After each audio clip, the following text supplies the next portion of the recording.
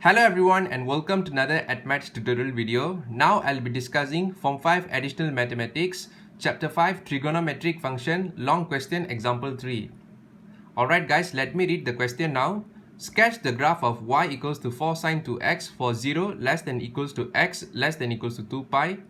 State the equation of a suitable straight line to solve the equation pi sine 2x plus x equals to 0. Sketch the straight line and state the number of solutions to the equation for 0 less than equals to x less than equals to 2 pi.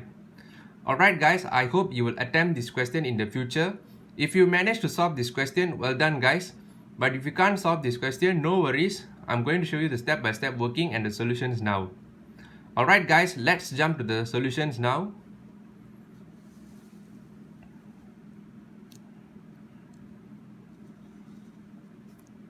Okay, the first step we need to do to solve this question is we need to sketch a graph of 4 sine 2x.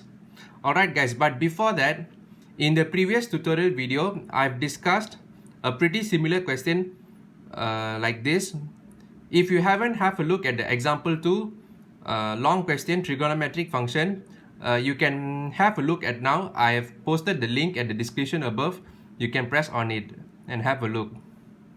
Okay, back to our solution. So the step 1 is sketch the graph of y equals to 4 sine 2x. In the previous video, we have discussed a three basic trigonometric function graph guys, which is sine, cosine and tangent, without any addition of amplitude and the frequency over here. But then now we have an addition of 4 and then 2 over here. So how it's going to affect the graph? So I'm going to show you the step-by-step working now. So at the beginning, so this will be your y equals to sine x graph looks like. Okay, your y equals to sine x will start from 0 and then end with 2 pi with one complete oscillation guys, with one complete cycle. So that's why you have your y equals to sine x in the range from 0 to 2 pi. Okay, so this is how your y equals to sine x looks like. So this is your step 1. So you sketch a y equals to sine x. Okay, by the way guys, I will be showing a remaining 2 more trigonometric graphs. But then when you are attempting the question, you don't need to show these 3 graphs guys. You can straight away draw the y equals to 4 sine 2x. I'm showing these 3 graphs for the learning purpose, for your understanding. Okay. So we're going to move on to the y equals to sine 2x. So y equals to sine 2x. So what is the difference between sine x and sine 2x? Okay, I'm going to explain to you. Sine x, it takes one complete cycle from 0 to 2 pi. Whereas for sine 2x, it's going to take 2 complete cycle from 0 to 2 pi. Okay, still don't have ideas? Okay, I'm going to show you now. Alright guys, this how will your sine 2x graph will actually looks like. So now I've already showing you the comparison of sine x and sine 2x. As I said, sine x will take one complete cycle from 0 to 2 pi, whereas for sine 2x it will take 1 and 2 complete cycles for from 0 to 2 pi guys, with the same amplitude. So your amplitude is still 1 over here. Okay, so once you form your y equals to sine 2x, now you can easily form your 4 sine 2x. So how will be your 4 sine 2x will actually looks like? So it looks pretty similar to this graph, but it will be slightly different guys. So how it's going to differ? Okay, I'm going to show you now.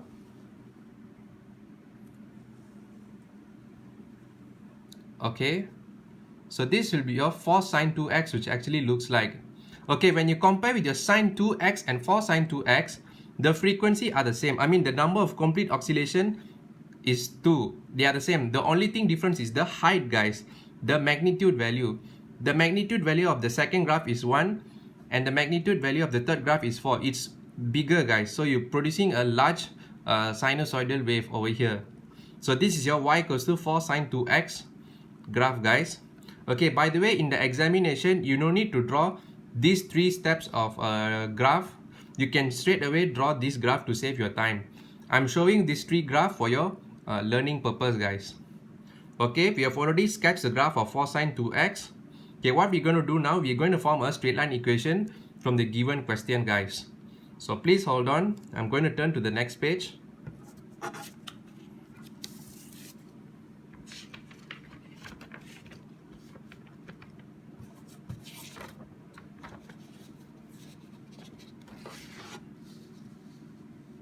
Okay, once we're done with the sketching the graph of 4 sine 2x, now we can proceed to form a straight line equation. So the straight line equation given by the question is pi sine 2x plus x equals to 0. So this will be your first equation, guys.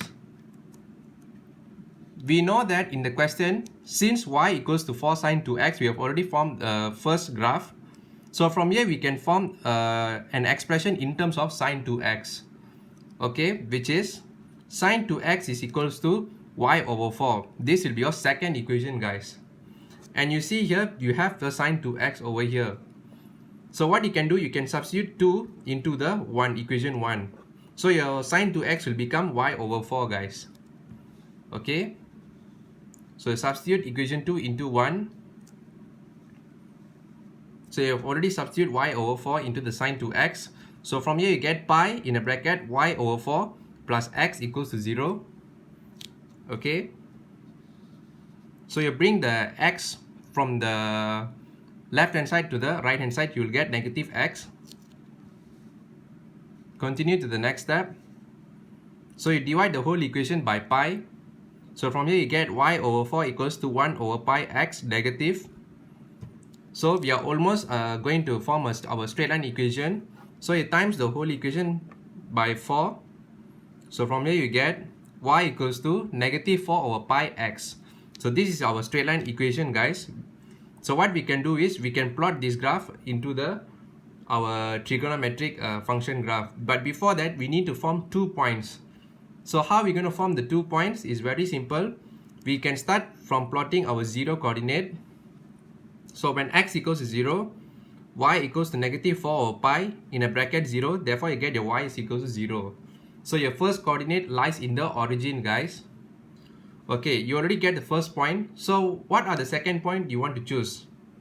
If you tell me that if you want to choose 2 pi, actually you can. But then when you substitute 2 pi, guess what you're going to get? You're going to get your y equals to negative 8. In this case, y equals to negative 8, the scale is not within the range of 4 sine 2x.